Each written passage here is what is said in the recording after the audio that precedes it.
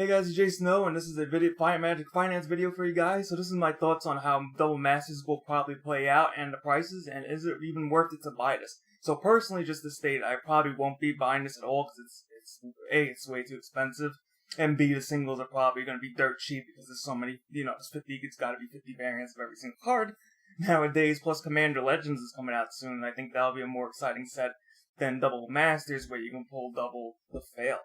So, So Double Masters right now is going for about, this is on Amazon, but usually the full booster box goes for about $300 depending on where you look.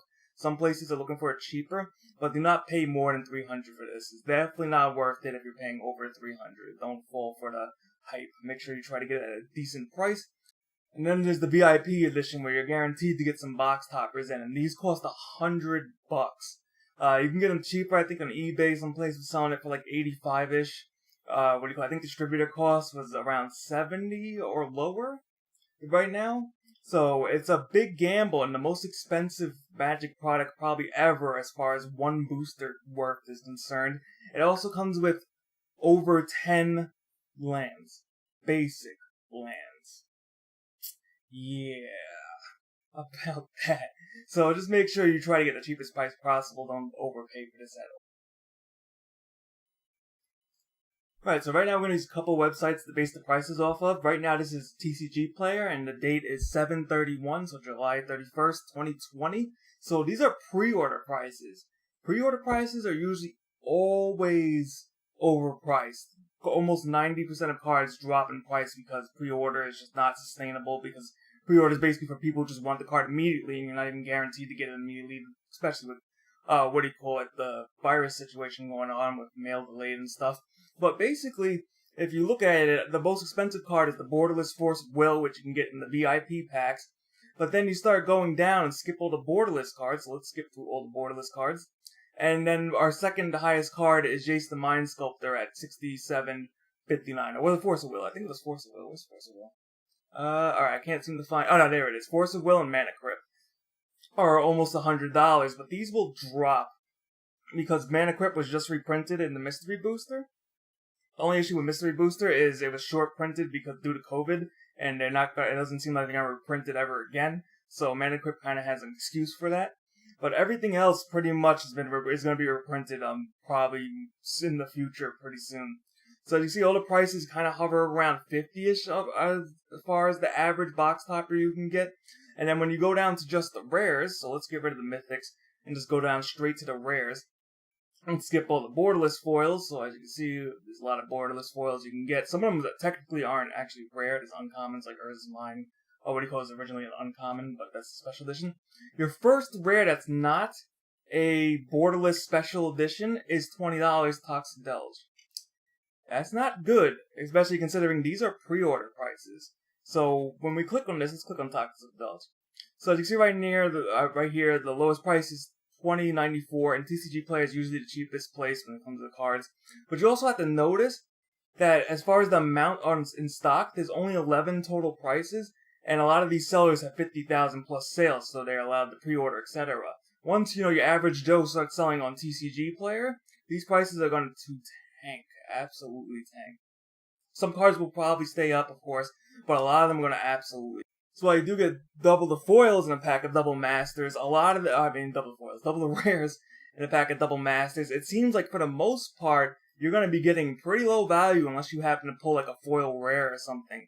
See, like even the filter lands, which might be sold after only rocking $7. Alright, so another thing you want to take notice if you want to get the most out of your finances is the common and uncommon slot. So if you do buy lists, you can make some money back by doing buy lists and stuff. So that's why it's always important to see if there's any uncommons that might hold their price and sell them later down the line, or immediately depending on the pre-order price.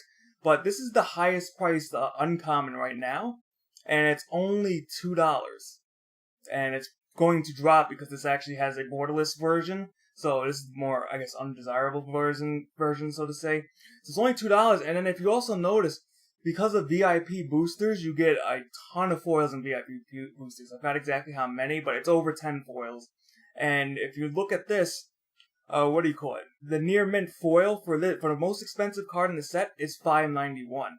Foils are going to crash in the commons and uncommons a ton, because if you look at the openings on YouTube that are right now, people are just like, but because it comes with double the foils too, so foils will not really have much value, which would be pretty interesting.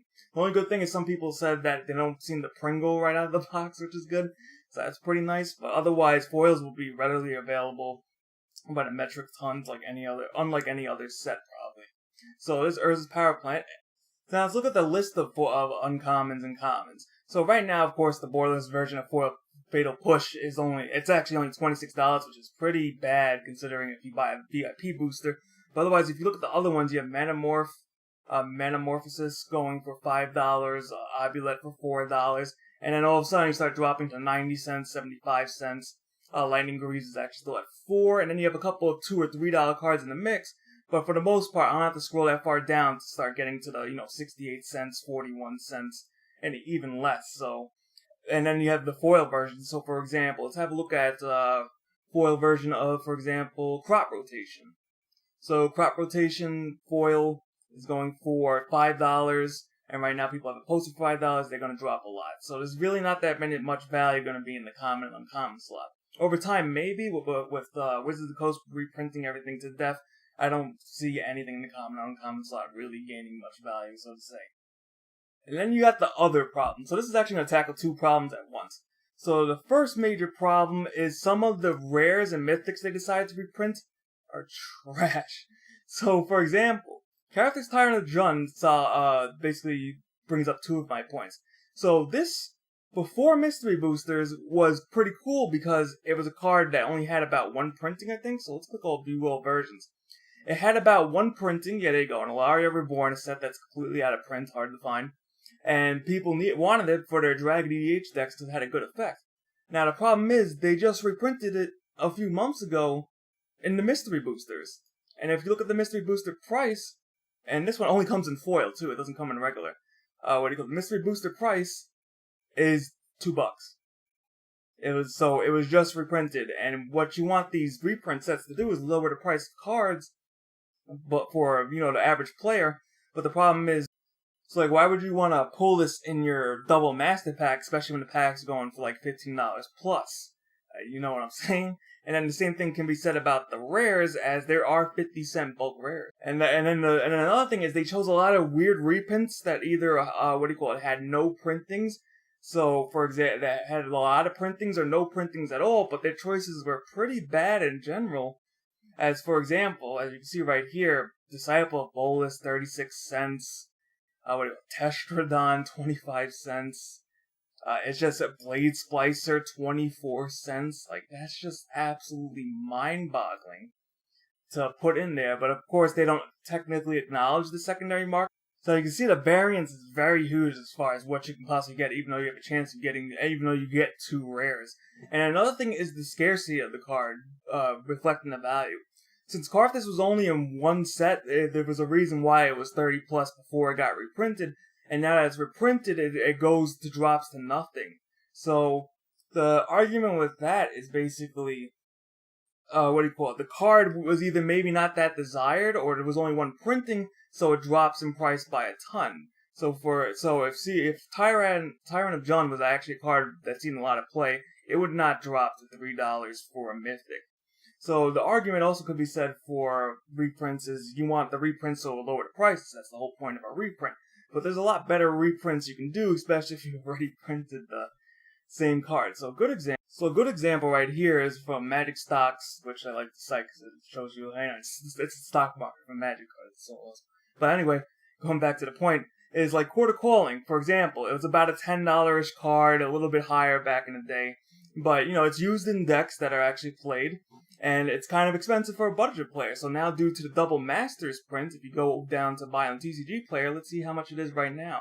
So view all versions.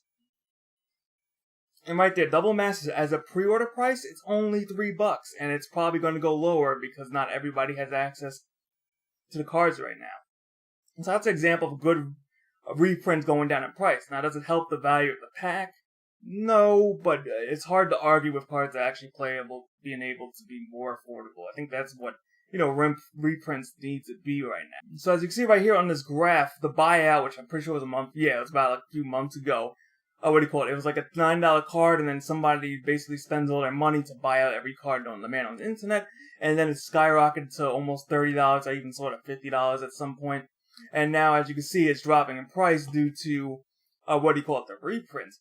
But this is artificially inflated because this card technically was not really worth $30. I mean, it was just somebody decided to play around with it, buy it out, and then it caused everybody else to increase their price because it was selling out too fast. And now that it's reprinted, I don't see this card really keeping its price at all. I mean, it's already at $6, but I don't see this card keeping its price really at all. So as you can see here, there is artificial demand, and there was also scarcity because I'm pretty sure Vexing Suster only has one other print. Yeah, it only has a print in Shadowmoor, and then there's a launch party for Shadowmoor. So I don't know how many players were playing in Shadowmoor, but I don't think there's as many as there was now. And it's actually still $17 for Shadowmoor version, which is pretty interesting. But that just shows how buyouts affect Magic, and then reprint happens, and then it just drops like a rock, because technically there wasn't real demand for that card. It was artificial demand created by a couple of people with a lot of money. Alright, so what we have as a picture right here is somebody opening up a VIP. There's a video on YouTube, somebody opening up the VIP early, and it's on his first pack, he got a foil Jace the Mind Sculptor. So that's like, $150 or whatever. But you gotta remember that pack costs almost $100, and this is technically the second most expensive card in the set to break even.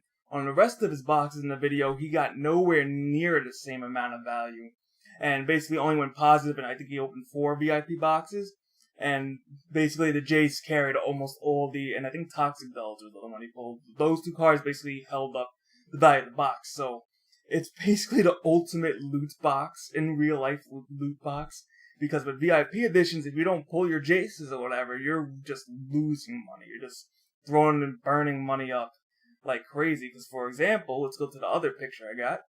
So in his last pack, he got Meddling Mage and Sneak Attack as his 2, special cards in his VIP pack. And basically, Meddling Mage is only $20 and is apparently considered the worst box topper you can possibly get, because Meddling Mage apparently fell out of the modern format that it was used in. Not many people really run humans anymore. And then Sneak Attack is only $30, but I don't think Sneak Attack will hold that price at all. So right now it's $30. TCG Play is actually saying $34, but there's already people listing it for $30. So it's just going to drop. So 20 plus 30 basically is 50. You paid $100 for a pack, you just ate a $50 loss. That's not good at all.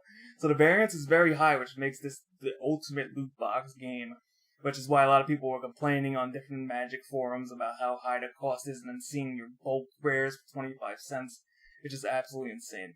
Then you look at the bottom corner, that's a rare that actually got downshifted from a Commander deck engineer, and I don't think he's that expensive, considering you can get him in foil for just buying the 2018 Commander deck, which didn't skyrocket in price or anything. Unfortunately, I couldn't get a good screenshot of the other stuff. You did get a doubling season, so of course that's pretty good. See the Urza's Mine, but then you see Phyrexian Metamorph, which I don't think is that pricey either. So it's a huge gamble. So what I will say is it's probably better off getting a regular box, because the number of mythics you can get is pretty high for a regular booster box, according to the Magic Finance Reddit. Somebody posted a video with terrible music. Oh my god, the music on the video was horrible. But he opened the box, I think he pulled about 8 to 9 mythics or something like that. So I'll post the video in the link below so you can check it out to see what your average is. So I think a box for $300 is probably a better value than VIP. But overall, I don't think it's really worth it to buy it, because you gotta think of the recent, collectors, boosters, and the reprints and every new set coming out. Then you got Commander's Legends, and then you got Commander Green version that's coming out in December. So a lot of things are just going to be reprinted to the ground, and I don't think and there's always 50 versions for each card.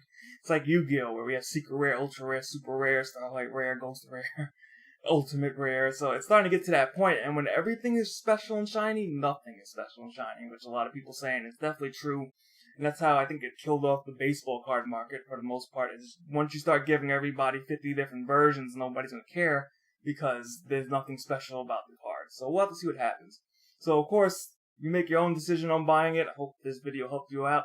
Feel free to subscribe for more Magic the Gathering and other card game videos, and I'll see you guys next time.